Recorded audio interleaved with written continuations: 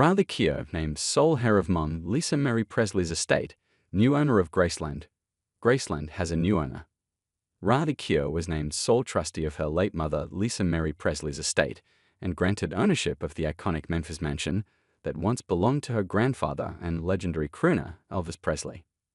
Keough's settlement, filed in June, was officially approved Los Angeles Superior Court following a bitter legal battle with her grandmother Priscilla Presley, Deadline reported Friday.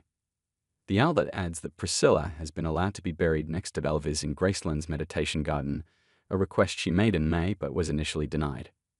The Daisy Jones and the Six-Star 34 is the only surviving grandchild of the late Suspicious Minds hitmaker, who died in 1977. Keough will now oversee the subtrusts of her 14-year-old half-sisters Finley and Harper Lockwood, Lisa Marie's twin daughters from her marriage to Michael Lockwood.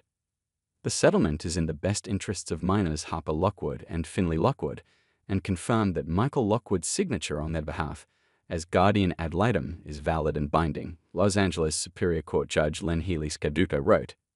Priscilla will be a special advisor to the trust and receive a monthly stipend for her role.